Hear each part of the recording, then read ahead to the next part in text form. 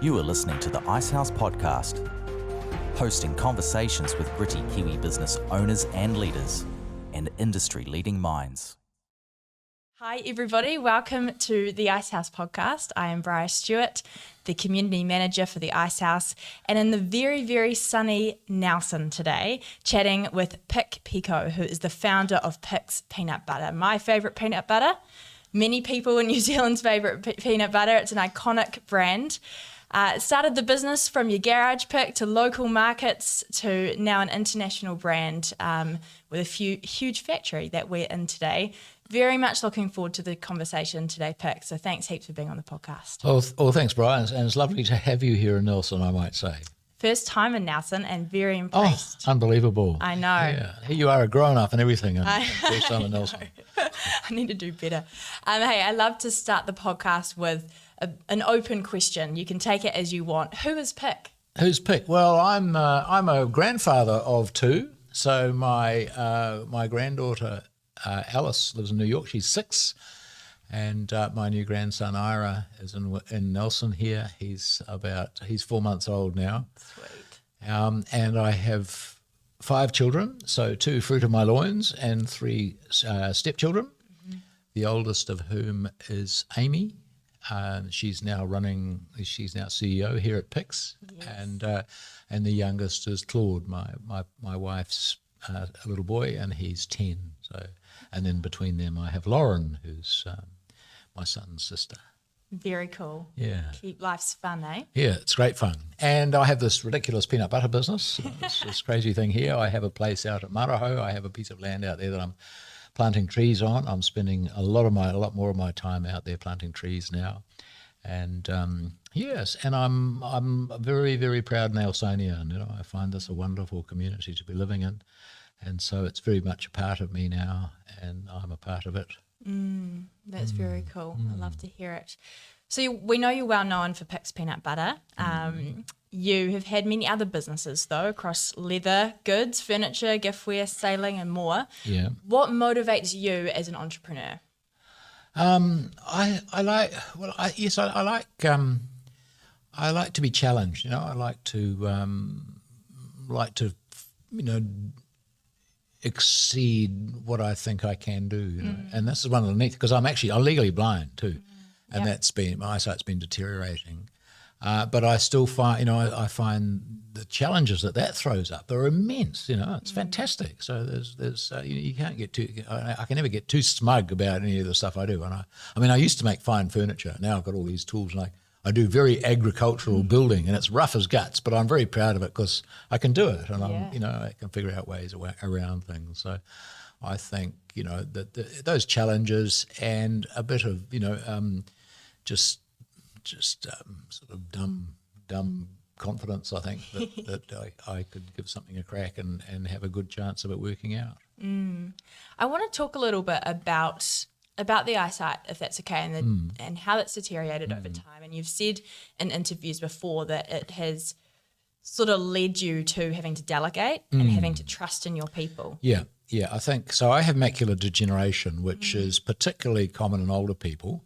And it's one of the leading causes of blindness, but people don't usually get signs of it until they're at least sort of 70. And in my case, I got it. It's a genetic thing. My mother's fairly blind, and I detected in my 20s. Wow. And I stopped driving, I think when I was about 60, maybe a bit before that. Of my own choice, I might say. I was left with a driver's license, had another 7 years to run, but, I could have killed a lot of people in that time. So I chose to stop driving, and I probably read my last book about 15 years ago. Wow. But sorry, what was the question about the eyesight? Yes, the delegation thing. So this was one of the things I discovered when I went to the Icehouse, was that really my business, I had a unique advantage over a lot of the other guys who were trying to do everything, and I had already begun delegating frantically because of my eyesight, and I realised there was just a lot of things I couldn't do, and I discovered too that there were people who really liked doing the stuff I hated. I say I like the people who like our Lee here, who runs the office, and GST time comes along, and you can see Lee's getting really excited as the day approaches. And I used to just dread every minute of approaching time to fill in the GST things, and so. But that was instrumental, I think, and I was very fortunate in that I was actually, I know. Because of the condition, I was actually forced to delegate, so I really didn't have a lot of choice for a lot of the things that I had been doing in the past. But honestly, and I also think that having a bit of a disability, and people feel they want to look after me a bit. Staff sort of feel they want to look after me. So and because I do have to put a lot of trust in people, I think people rise to that. I think the more you trust people, the more trustworthy they become. Oh, great. And I think that's been one of the neat things that my vision issues have taught me. Yeah, it's cool to hear that you've problem solved your way around the challenge, right? And even just then, I saw you in the cafe downstairs here at Pic's Peanut Butter World, and you're listening to a book. So you haven't read a book since 60 or whatever age, but you're still taking in the content and working ways around it. One question that or something that comes up a lot with business owners is, how do I find good people? And I've noticed that you've got good people around you, Pic. How do you think you've found these great people over the years? I think I have left a lot of the decisions up to others. I don't think I'm. I would just hire people I really liked. And I would end up with a bunch of people that were sort of just like me. But say our immediate past CEO, Stuart McIntosh, who's been with us for 10 or 12 years, and initially came on as an advisor.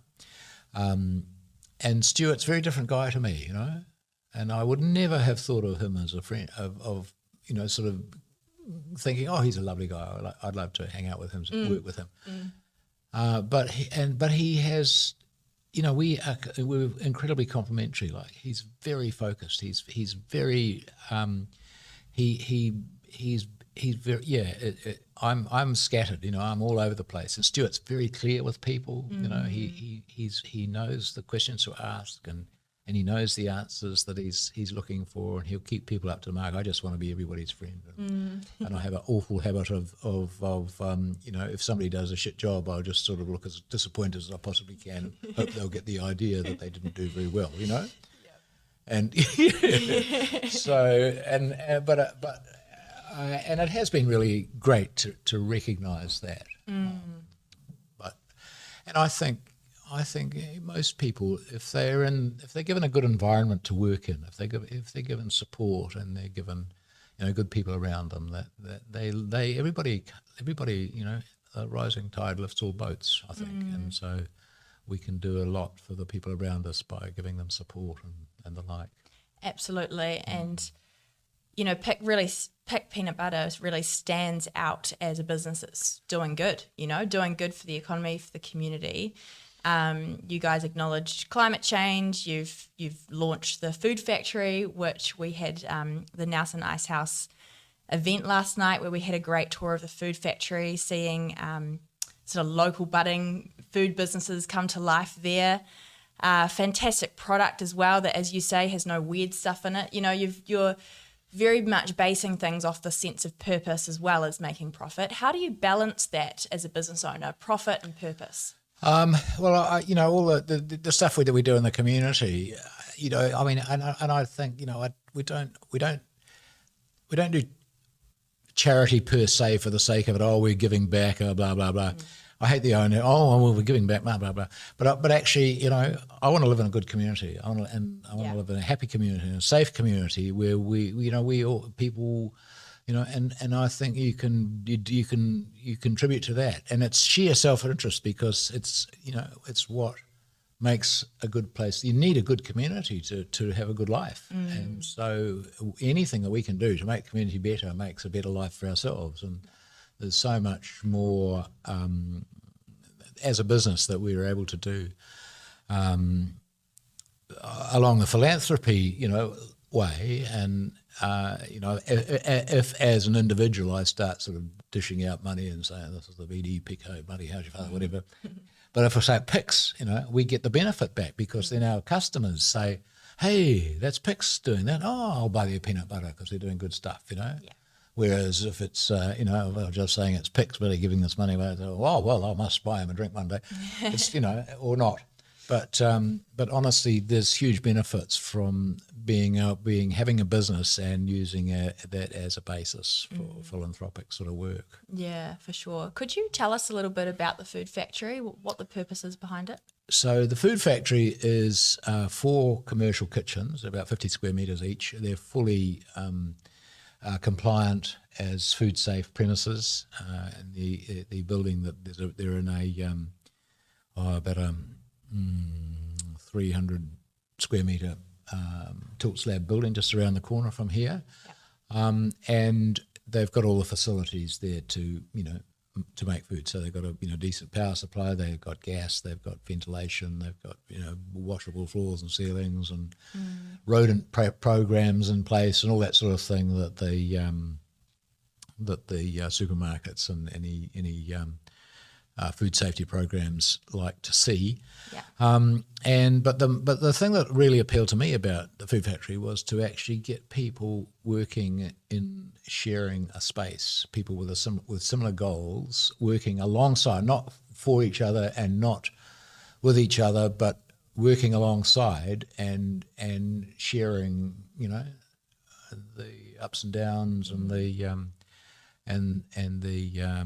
and ideas and watching, being able to, I spent time when I was about 30, I spent 7 years in a big building in Parnell, just up from the Icehouse actually, in St George's Bay Road, called Parnell Workshops, and we had up to 20. I never actually counted how many businesses there were because there were people, and some people worked together, and some people had 1 or 2 employees. But we had a whole lot of different businesses in the same area, and we were all doing stuff, and a range of things, a lot of woodwork people. So we had sort of a bit of shared gear and stuff, and we'd sort of do stuff. But we all had smoko together. So we had, morning tea. Everybody had to knock off and go and have a cup of tea at 10 o'clock. Yeah. 12 o'clock lunch, and someone will go down and get pies from up the road, and then beers on Friday night. And that whole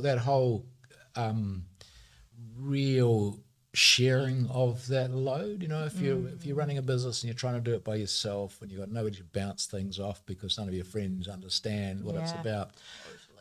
And so this was my dream for when I came down to Nelson. I always wanted to get a similar sort of environment happening here. And because I happened to be, because I got involved with food, as I have done, as it seems, I thought, well, we should have a food-based cooperative working space. So that's what the food factory is. It was a purpose-built building. It was already was started when I took the lease, and I've guaranteed the lease, but we've established a trust to run it, and we received funding from the Provincial Growth Fund. Gave us $750,000 to fit the building out with the poly panel and the air cleaning and all the equipment that we needed to make it food safe. And so we've got the 4 kitchens there. We've got a demonstration kitchen out the front. We can get 30 people in there for demonstrations or meetings. Brilliant. And then we've got an office smoko room out the side. And we have a part-time manager, so Olivia's in there 2 days a week, making sure everything runs and the bins get emptied and that people pay their rent. And so that's what we've got. And we've got 3 businesses in there that are renting, on a sort of 3-month terms, and it's doing, it's doing what we hoped it would be doing. It's not easy, It's finding the funding for operational expenses is not easy to get, and so. Yeah. But anyway, anyone out there who would like to help support the food factory, we'd love to hear from registered charity, not for profit, all that stuff, tax deductions or something, I suppose. I'm not something. We can give you a receipt anyway. That's cool to hear. And Yeah, to get the learning, to get the opportunity to give test products, give things a go, you know. Yeah, and that's the deal, because it can be a really difficult point when you're thinking, okay, I made this yummy thing, and I wouldn't mind giving up my day job, but I mean, there's the whole, as well as the issue for people of starting a business and realizing, and finding out how to start a business, what to do, and all that sort of thing, and where to get them. And then on top of that, to have the food safety issues and start understanding what's required as far as the regulations. So we've got a good handle on that up there, and it does give people the opportunity of just hiring a room for an afternoon, even to make something that is food safe, and then just take it out there and see if there's a market. Yeah, it's great. Yeah, the subject of failure, fear of failure, it's a huge loss for New Zealand business owners. How did you personally move past that idea of fear of failure? Or were you born different? I don't know. When I was at school, when I was at school, I wanted a pair of handmade sandals. That was a cool thing because it was sort of surfy, or make believe surfy guys, But every good surfy had a pair of tire sole sandals, handmade sandals. Yeah. And we went on a family holiday to Australia when I was about 16, I think. And there was a guy making sandals in the back of a shopping mall, and I ordered a pair, and I watched how he did it, and I figured I could do that. And so I bought a bit of leather when I got back to New Zealand and started making some sandals for my friends. And so I learned about buying stock, making something, and then getting some money and buying some more leather and making another pair, that sort of thing. And then I, but the fear of failure, I suppose, it was just a matter of doing it. And I think it's particularly with this peanut butter thing. One of the really, really cool things about it has been immensely scalable. Yes. So I was able to roast a few peanuts in the oven at home, grind them up on the kitchen table, initially in a blender, and then I got a proper peanut grinder from sort of thing they used to have in bin and stuff. And I just made enough to sell at the Friday market, and I made about 50 jars. Actually, I started it because I'd sort of retired, with my blindness and everything. I had a sailing school, and I had to give that up. And I was left with a little laundromat where yachties washed their clothes. And then I was pulling a couple of $100 a week, so I'd go down and fill my pockets with money for the weekend. And then I had to give that the laundromat, and I've been making a bit of peanut butter, and I thought, well, I could probably quite easily sell $200 worth of peanut butter at the market. And so I figured, okay, to make $200 worth of peanut butter, I was going to need to make 50 jars or something, and to make 50 jars in the morning, I'd need this much, something that would roast 20 kilos of peanuts at a time instead of poking through the oven sort of half a kilo at a time.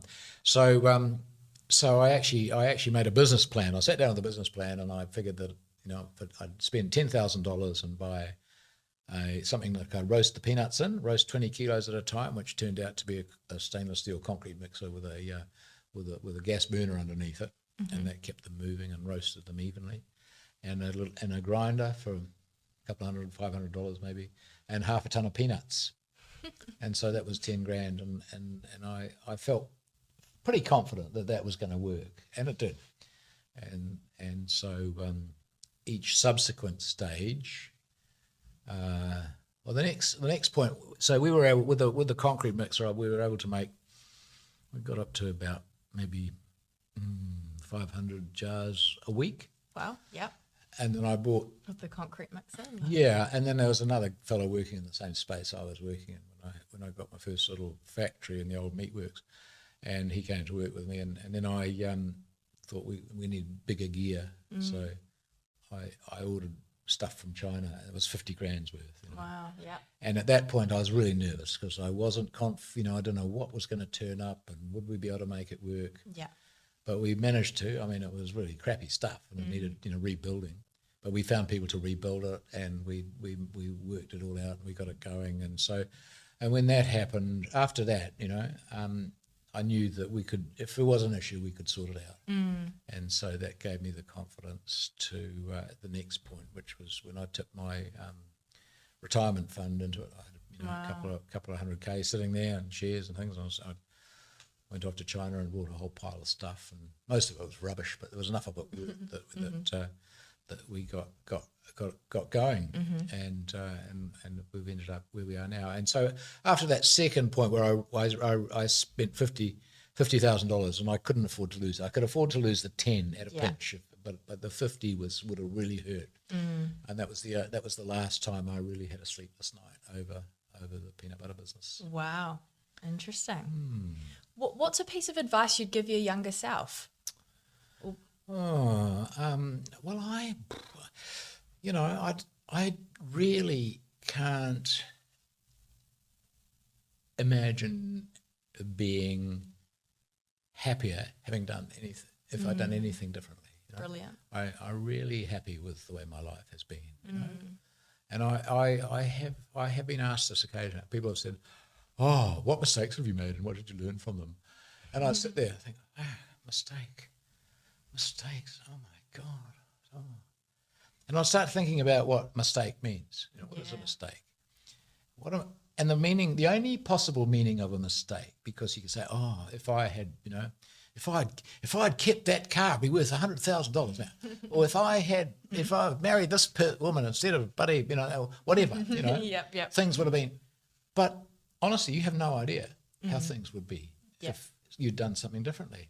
And so really and truly, the only reason for ascribing something as a mistake is to say, my life is shit. And I'm going to blame it on doing this over here, not of having sold that car when I could have got $100,000 and been rich today, that sort of thing, Yeah. And so I think, I don't think we make mistakes.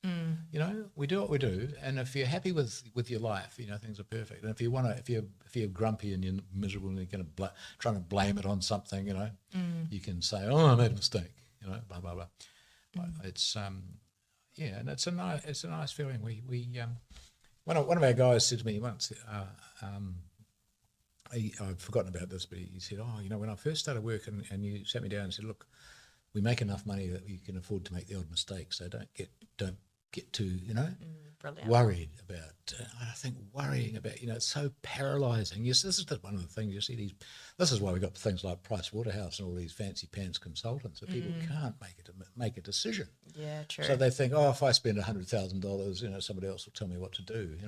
It's tragic. It's tragic, and then and it's having the freedom to make a mistake is a powerful thing. Yeah. As an employer, to be able to say that, hey, it's okay to make a mistake every now. You make a mistake, you move on, you learn from it, you grow, we evolve as a business. Yeah. It's really powerful. Oh yeah, no, it sure is, and it's and you never know what it's gonna throw up. Yeah.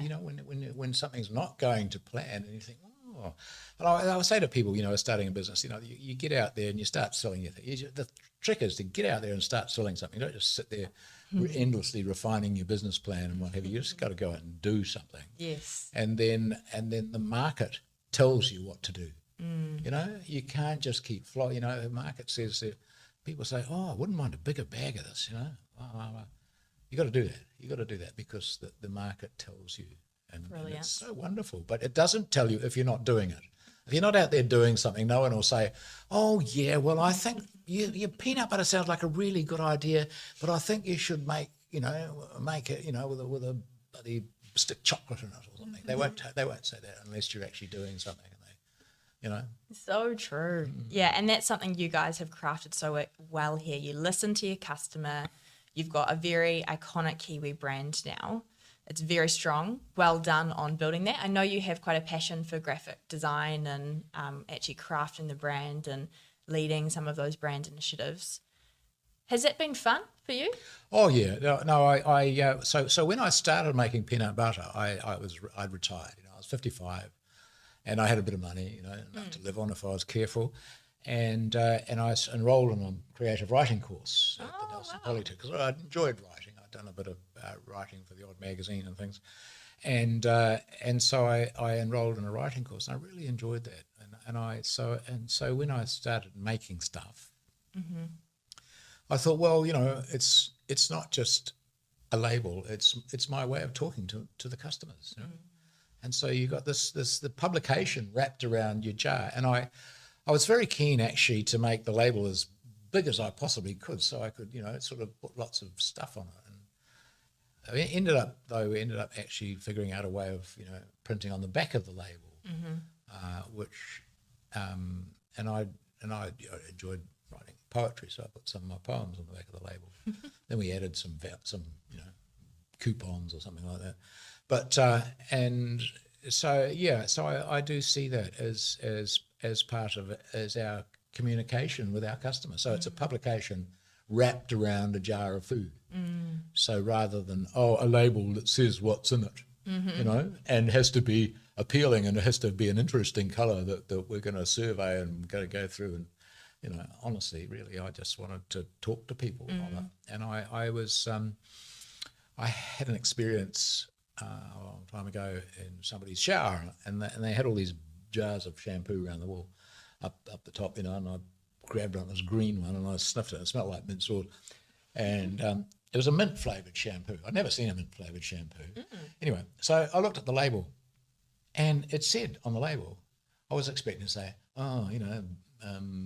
forest glade, blah, blah, blah, with all the fresh aroma of mint picked on a summer's day, blah, blah, blah, and with the soft and blah, blah.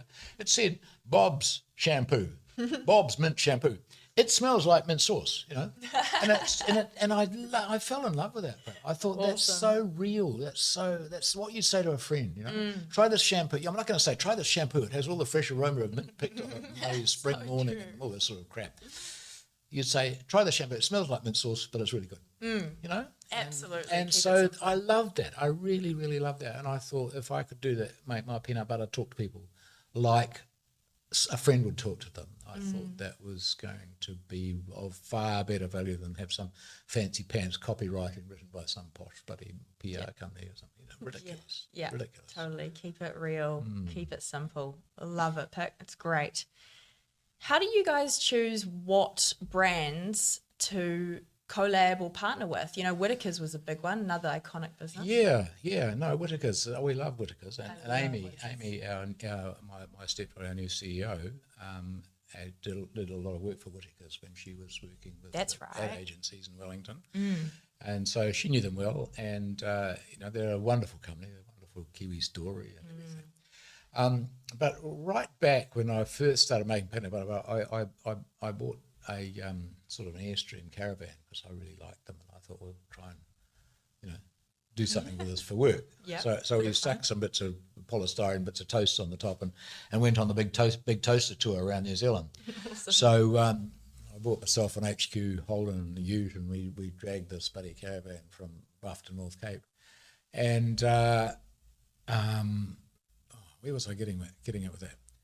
Whittaker's, yeah, okay. And for that tour, we were doing peanut butter on toast, and I talked to Vogel's, to Goodman's about using Vogel's, and amazingly for me, Vogel's had, when I was at school, one of my first jobs was in Pliss's factory in Glen Innes in Auckland.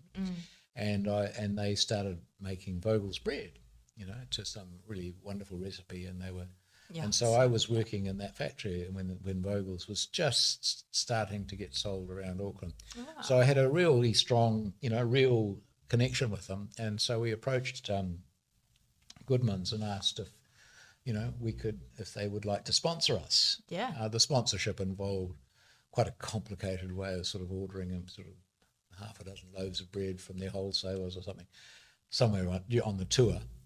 In the event, it was very difficult to sort of organise, so we ended up sort of buying most of it from the supermarket.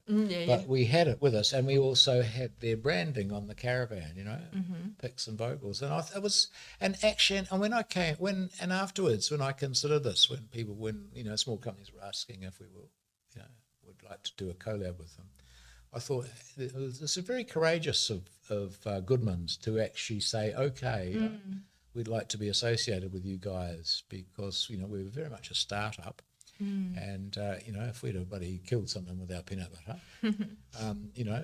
it might have reflected badly on them. So I think I was very taken with that. We've since done some really cool collabs with Goodman's, but these days, we're almost, with our branding is almost, we're almost on the same sort of level with them. It's been a remarkable thing, and I have friends who I meet up with I met at food shows and things and companies and people I become friends with, and so I do like to work with friends. And so we do collabs with people. We're doing one with Blue Frog at the moment. Awesome, great brand. It took a long time because I had been close friends with Kaz, who was making Pure Delish, and so I was very loyal. They never did a peanut butter muesli, but anyway, and so they sold their business and Andy Hamilton from the Icehouse he's been working closely with Blue Frog. Yes. So and he kept pestering me, so finally we caved in and we did our collab. Awesome. So it's kind of fun, it's nice to work alongside other New Zealand companies. And it was one of the things I really, really enjoyed about travelling overseas, doing food shows and doing things with Trade and Enterprise internationally, is that there's hanging out in a foreign city with other food manufacturers from around New Zealand and people involved with the industry. It's great. So quite very collegial. Quite organic then, quite natural partnerships, which I think comes across as well. It's very real. It's very Kiwi. Yeah. I mean, we can pick and choose these days, and if we like the cut of your jib, and we get along well, we can have some fun out of it. It's brilliant. Yeah, it's cool. It is nice. You mentioned a little bit about Aimee as well. One of your daughters. Yes. She's now running the company. She's now CEO, Aimee McCammon. So Aimee was working with, she was running Augusto for 2 or 3 years up in Auckland. Another Icehouse alumnus was Leon Kubrick, and he was on my OMP. Yes. And so we got to know each other well, and he actually, when he and Michelle were opening a branch in New York, and my daughter Bryar, who lives over there, we became their first employee in New York. Brilliant. And then she recommended that Aimee would be a good fit for the firm back here, because they were spending a lot of time overseas. The network and it is. It's a fantastic network. It is. It's wonderful and it's lovely to have, smart kids who you can sort of fit in here and there, and to have developed those ranges of contacts that I now enjoy. So was there a succession, or how did the handover look? So succession was it was a thing that had been bothering me for a long time, because I started at 55, and so by the time we were 65, we were opening this huge new factory and all this sort of stuff. Yeah. And I was thinking, what do we do here? My son was working with us as well. He had a sales role, but we had a big row, and he quit, and he's now got a good job here in Nelson as a travelling rep selling fossil fuels. But he won't be doing that forever, and I'm looking forward to him coming back and joining the firm once he's got a bit of experience from outside, because I think that's incredibly important. Yeah. But and when Aimee, Aimee's been on our board for 10 years. She's a very smart marketing person.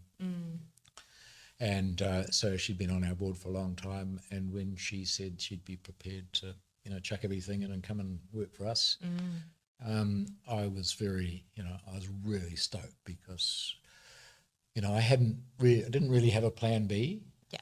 And I'd been sort of talking to her about it, and there'd opportunities would come up, and then they'd sort of fade again, and what have you. So, so it took a while. There's a lot of massaging to be done to get to get her to just slide in here and keep everything going on as the way it is. So we're sending Aimee off to Boston to get to a Harvard MBA over there. Wow, cool. As I'd taken all my other kids on overseas trips, Mm-hmm. and but Aimee, because she was all sort of too busy and she had kids and things to look after. So this is the perfect solution for her OE, and it's going to be of immense value to the company and to her. So fantastic. Yeah, it's so cool. I got to meet her yesterday, and from what I've read about her, seems like an absolute powerhouse. She's the business is in very good hands, and quite cool. You can keep it within the family as well. I want to talk a little bit about your Icehouse experience. Is that all cool with you, Pic? Yeah, no, very good. So I was OMP 32, I think, and how did I actually get the idea that it'd be a good thing to come on? Yeah, how did you hear about the Icehouse?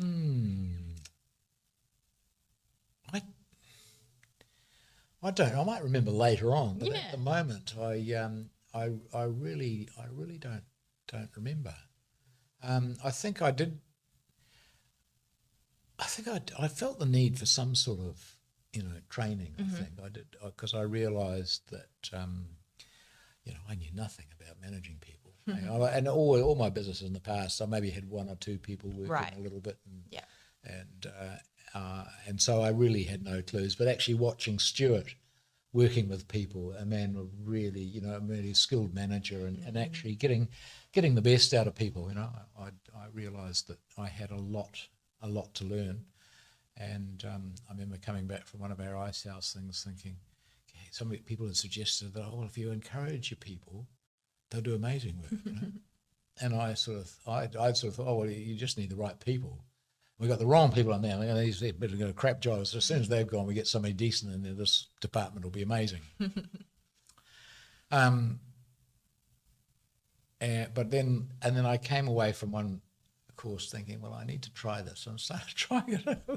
It was so stupid. Everything just changed. Everybody just started getting totally engaged with what they were doing. You could see the productivity go through the roof, and that just because people were happier, and I was saying, well done, good work, thank you, I like what you're doing. It was amazing. I couldn't believe how blind I had been not to see this, because really you think, something pat me on the back, because I suppose I'd never really worked with a group. I'd always been working, on my own, and so I was pretty much a sole trader. So I had really no experience of what it was like to be patted on the back by the boss. Mm-hmm. So yes, true. You were always the boss, right? So that's the thing. So you don't have that understanding. That's interesting. Okay, is there any other how did it impact? That's obviously a takeaway, but how did it impact your business and maybe even your lifestyle? Did it have any longer term impacts, the program?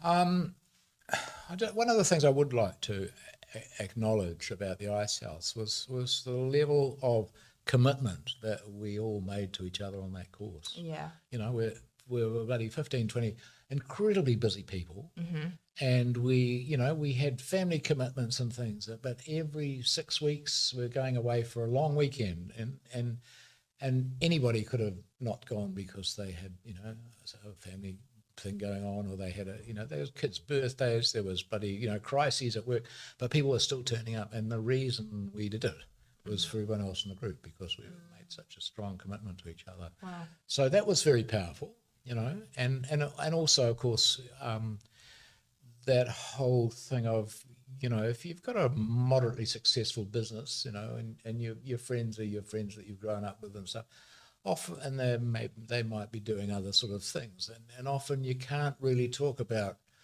what it's like to deal with millions of dollars here and there, and that's without it's not a thing you can talk about with everybody. They don't quite get it the same. They don't quite get it, and you can talk about it with your accountants and your lawyers, but they've got such a different lens. But when you're talking with people who actually get it and are in the same sort of boat as you are, it's a very different thing. Did you totally agree? Did you walk in and go, I don't know if people were going to understand me because I'm in the food industry, or did you have an understanding that all the challenges are quite similar industry to industry? I very quickly realised that, you know, we all had very similar issues. Yep. Absolutely, you know. And yeah, no, it was. I don't think if there'd been a special food. In fact, I find this. You know, I attend. You know, I used to attend quite a lot of conferences. I do some speaking and stuff, and I used to really enjoy going to the conferences that were totally unfood related. Yes, because you get such, you know, there's such interesting new things to learn about and stuff, and there's you know, it gives you a whole different perspective, and the similarities are much more powerful than those differences. And the same with, you know, different cultures. Like going overseas and people speak different languages, they live a completely different life, they have totally different customs, but what is human about you is what you share. So Yeah. You're very human, Pic, you know, you're very real, I think. well, thank you. Yeah. I'm just saying that, just, you know. I don't try to be. Spending the last couple of days, you know, you tell it how it is. It's just the good, the bad, the ugly, the in between. You know, it's quite cool to hear from a founder like you, just the realities of building a business and the highs and lows. I think thank you you. share that quite openly, which I think is very valuable to those around you. I caught a taxi on the way here, and my taxi driver said, "Oh yeah, I know Pic. I used to be Bridie's PE teacher, and you know, and small town Nelson, obviously, right? But yeah, he's a good guy. He's given me some advice in the back of the cab a few times. I think you're very open with those that come. And that's a funny thing, you know, giving people advice. I mean, I know, you know, I think, who am I to give people advice? But actually, people value it, so it doesn't matter what the advice is. You say something, and they'll value it. For sure. It's and also I think when I do my speaking, I think, you know, but actually. People come and say, "Oh, that really inspired me," and I think, "Who am I to bloody inspire people?" I think, "What a sort of wanker am I to think, oh, I'm going to come out and inspire you?" But actually, if people are prepared to be inspired, they will be inspired, and they will do better things for it. And it's not me; it's just it comes out of them, you know. So and it's up to them to then action it, right? And it's be up to them to action it. It's up to them to get excited, and they get excited from themselves. You know, it's not me that excites. It's just that sort of thing. So. Are there any businesses along the way that have inspired you, Pic, or? Our Graham over at the Food Factory. So you went over there yesterday, eh? Yes. And you met Graham. Very inspiring. inspiring. So Graham is he's been a technician working for Marine Electronics, and he apparently had some other little business that I didn't get very far with. But anyway, he during lockdown he was toasting some sandwiches, and he got the crunchy stuff stuck on the pan, you know, and the cheese went all crunchy. And he thought, how would you make this? And he mucked around with it, and he's come up with this crunchy cheese snack that's just made with cheese. It's so delicious. And he dehydrates it, and then he cooks it, and it comes up with these amazing they're sort of as like I hate to say it, like a cheese ball, but they're crunchy, snacky things. But they haven't got any weird stuff in them. Yeah, you know, it's just cheese. Yeah. And he's got a tiger by the tail there. You know, he's working day and night. And he's branded them Cubies. But he's getting tremendous interest. So he's won some things from foodstuffs, you know, competitions and things that we've encouraged him to enter into. And so that's the very sort of thing that if he cracks that, if he can get his production up, and he can stop working all night, because he's working all night these days. If he can give that up and get on with, you know, producing stuff and it's fantastic, and it's a lovely product to see. So I find that very inspiring. That's cool. And our Chia sisters here in Nelson too. So I was talking to them when they were first thinking of starting up a chia based drink, and I was a bit poo-pah about that because I had a taste and I don't like it myself. You know, it's too weird. And but they went ahead and they did it, and they have done so well. You know, they have used what they have, which is they do amazing, you know, smart women, fit women, and they have got out there and they're leading the brand with, you know, Chia sisters, and both of them are making a huge mark in business in New Zealand. Not just for their chair, but actually to actually really energise food production in New Zealand. I mean, they were the first. They put solar panels all over the roof of their factory, and I thought, oh, that's a bit stupid. They're not going to be able to run their factory with solar panels, but actually, we did that a couple of years later, and the more people that do it, the more powerful it becomes. So they're very inspiring. They've done a fantastic job of their business, and it's not an easy one. That's very cool. You're a very content, happy person. You said before you're very happy. Yeah, I very rarely get too worried or depressed, and I think I'm very, very lucky for that, because I know how depression works. I have friends who suffer from it, and it's horrible. It's a really horrible thing, because you're in the world is what it is, and you can, and it's just so easy just to allow all the dark thoughts and things to sort of crowd in. But I feel very lucky. I wake up in the morning and think, oh, I'm feeling really great, fantastic, aren't I lucky, And I do worry hugely about climate change and the fact that so many of us are just blindly sort of rolling on, and just without any consideration for how we might do things now to avert. If we do a few uncomfortable things now, we can avoid doing some really, really horrible things in the future, and they will be, anyway. Can we talk about that though for a couple minutes? Yeah, sure.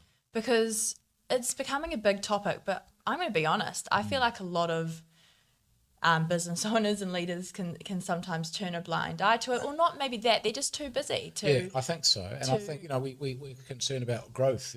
We need business growth. Oh, we need the economy. I mean, the economy is far more important than planting a few trees and things. When did you start thinking about it? Well, I was a hippie. I was a hippie back in the 70s. Yeah. Well, no, we knew all about this. We knew the greening of America. We were seeing the limits to growth. We didn't know how catastrophic plastic was going to be.